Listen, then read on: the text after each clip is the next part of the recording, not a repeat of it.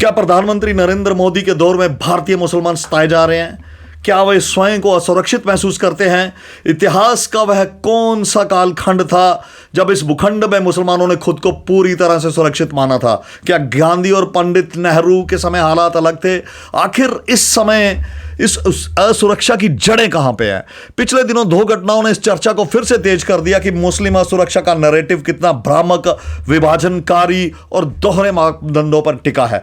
गत 5 दिसंबर को मुस्लिम गर्भवती सोनाली खातून अपने एक बेटे के साथ मानवीय आधार पर भारत लौट आई। 18 जून को उसे दिल्ली में अवैध अप्रवासी के रूप में परिवार सहित बांग्लादेश भेज दिया गया था। सर्वोच्च न्यायालय के निर्देश के बाद सोनाली की भारत वापसी संभव हुई। स्वयंभू सेकुलर वादी और वाम उदारवादी इस घटनाक्रम से उत्साहित हैं और इसे ऐतिहासिक बता रहे हैं। इस दौरान शीर्ष अदालत में भी यह मुकदमा चल रहा है कि रोहिंग्या शरणार्थी हैं या राष्ट्रीय सुरक्षा के लिए खतरा पैदा करने वाले अवैध घुसपैठिए। गर्भवती खातून भारत में बच्चों को जन्म देना चाहती है और स्वघोषित सेकुलर कुनबा से मुसलमानों के भारत प्रेम से जोड़ रहा है। इस जमात की यही सहानुभूति अवैध रूप से देश में बसे रोहिंग्या और बांग्लादेशियों के लिए भी झलकती है।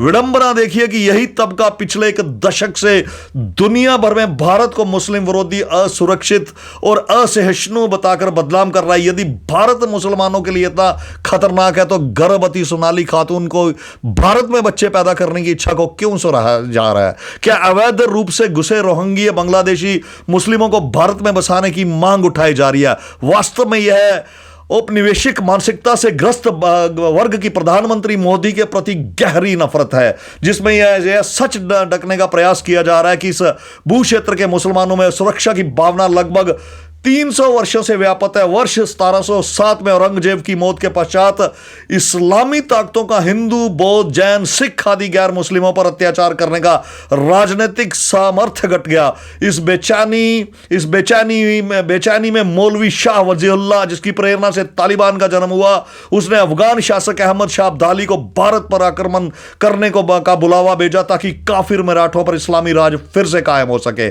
पानीपत की तीसरी लड़ाई यदि हम देखें 1761 में अब्दाली को स्थानीय मुस्लिमों का समर्थन मिला और मराठा हार गए। यह भी इतिहास की एक बड़ी विडंबना है। इसके बाद पहले से कमजोर मराठा 1803 में यदि आप देखें तो अंग्रेजों से भी पराजित हो गए। यदि वलीउल्लाह के निमंत्रण पर अब्दाली भारत पर हमला नहीं करता तो इतिहास शायद आज अलग होता। अंग्रेजों ने 1857 जैसी क्रांति से बचने और अपने शासन को शाश्वत बनाने के लिए बांटो और राज करो की नीति अपनाई। मुस्लिम नेतृत्व जो अपना पुराना प्रभुत्व पाना चाहता है वह मजहबी कारणों से अंग्रेजों का रणनीतिक सहयोगी बन गया। जब दोनों विश्व युद्धों के बाद ब्रिटानिया का बल घटा और यदि आप देखें और उसके बाद भारत से जाना उनका अपहार्य हुआ तो मुस्लिम पक्ष फिर से इस्लामी राज स्थापित करने की इच्छा प्रबल हुई और उन्होंने इसके लिए कड़े से कड़े प्रयास करना भी शुरू कर दिए। इसके लिए अंग्रेजों वामपंथियों के सहयोग से नैरेटिव गढ़ा कि हिंदू कांग्रेस के राज में इस्लाम खतरे में पड़ जाएगा। 1938 में यदि आप देखें तो पीरपुर समिति की रिपोर्ट में कांग्रेस को मुसलमान विरोधी घोषित किया गया था। आज यही जुमला कांग्रेस जैसी पार्टियां वामपंथी और मुस्लिम रहनुमाओं के साथ मिलकर भाजपा संघ और उसके जो भी पारिवारिक संगठनों के लिए इस्तेमाल करती है। गांधी जी, पंडित नेहरू, सरदार पटेल और आचार्य कृपलानी कोई भी मुसलमानों की सुरक्षा को दूर नहीं कर पाया और पाकिस्तान के रूप में भारत का खूनी विभाजन हुआ।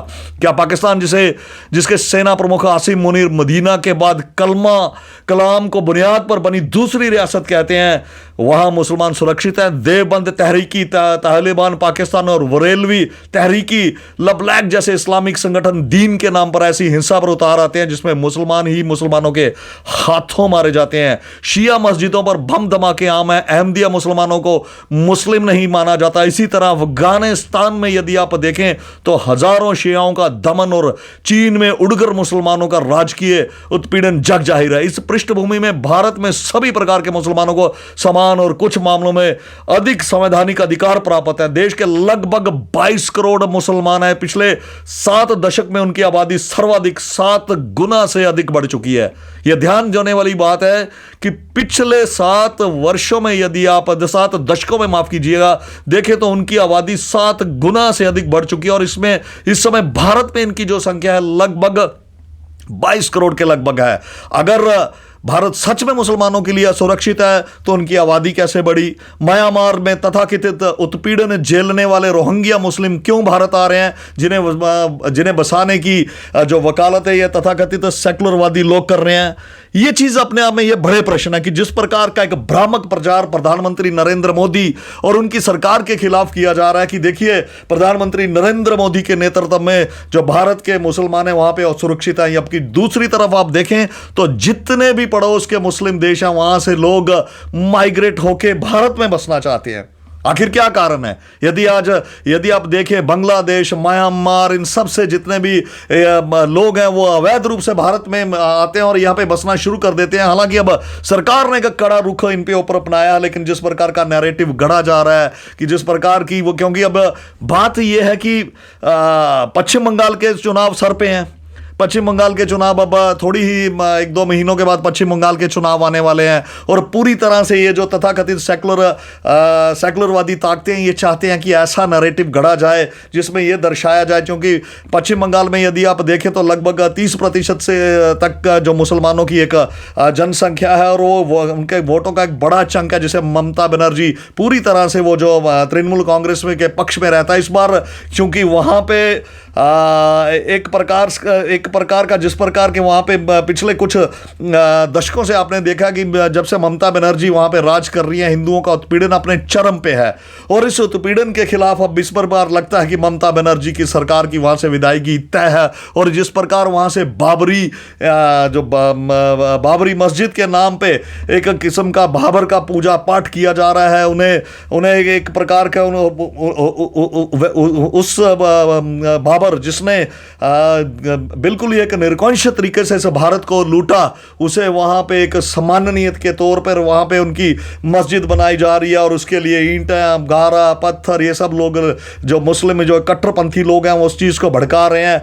और इस चीज़ों को देखते हुए एक प्रकार का नैरेटिव पूरे देश में सेट करने की कोशिश की जा रही है कि देखिए प्रधानमंत्री नरेंद्र मोदी के नेतृत्व में जो मुस्लिम है सुरक्षित हैं बाकी, लेकिन वास्तविकता इसके बिल्कुल उलट है। आज वही प्रधानमंत्री नरेंद्र मोदी हैं जिनके लगभग 11 वर्ष के कार्यकाल में देखें कहीं कोई दंगा पनप नहीं पाया। वही जो उनकी जो पॉलिसीज है, सबका साथ, सबका विकास, सबका विश्वास और सबके प्रयास से ये देश आगे बढ़ रहा है। और लेकिन दूसरी तरफ यही देखें तो एक प्रकार का नैरेटिव, कभी वोट चोरी के नाम पे एक ऐसा नैरेटिव खड़ा किया जाता है कि वोट चोरी हो गए। जब उसका बिहार में जब ये नैरेटिव नहीं चला, पूरा का पूरा इंडी गठबंधन औंधे मुंह गिरा। अब इस प्रकार का एक और नैरेटिव तैयार किया जा रहा है कि भारत में न प्रधानमंत्री नरेंद्र मोदी के नेतृत्व में मुसलमान असुरक्षित है। जबकि आप रिकॉर्ड्स देखें, जबकि आप आंकड़े देखें तो कहीं भी किसी भी प्रकार की कोई ऐसी घटना प्रधानमंत्री और उनकी भारतीय जनता पार्टी की यहाँ सरकारें हैं, एक भी घटना को आप चिन्हित नहीं कर सकते। लेकिन एक इस प्रकार की जो ये जो एक पेनिट्रेशन है, इस प्रकार का जो एक विचार है, ये तथाकथित सेकुलरवादी चाहते हैं कि मुसलमानों के पनपे, मुसलमानों के भीतर पनपे और एक प्रकार का विद्रोह का सामना इस सरकार को करना पड़े। क्योंकि जिस प्रकार नेपाल में कुछ घटनाक्रम हुआ, उसके बाद यदि आप देखें तो लेह में छिटपुट घटना हुई और उसके बाद जो इनके इंडी गठबंधन के बड़े नेता थे राहुल गांधी, उन्होंने इस प्रकार से एक प्रकार से थ्रेट ही कर दिया था कि जो उन्होंने आह्वान किया था कि जैन जी सड़कों पे आए और इस सरकार की चूल्हे हिला के रख दे, लेकिन कहीं कोई ऐसा विरोध नहीं हुआ। कहीं जैन जी के नाम पे जो वो एक आग युवाओं के भीतर लगाना चाहते थे, वो कहीं उनकी इस बात का कोई असर नहीं हुआ। क्योंकि सरकार वास्तव में, चाहे वो युवा है, चाहे वो पिछड़ा वर्ग है, चाहे उनके उत्थान के लिए दिन रात काम कर रही है। और अंत में हम इस वीडियो के माध्यम से यही आप सबसे भी ये प्रश्न पूछना चाहते हैं कि क्या प्रधानमंत्री नरेंद्र मोदी के नेतृत्व में सच में भारतीय मुसलमान असुरक्षित हैं? जबकि आंकड़े देखें, मैंने विस्तार से इस वीडियो में आपको बताया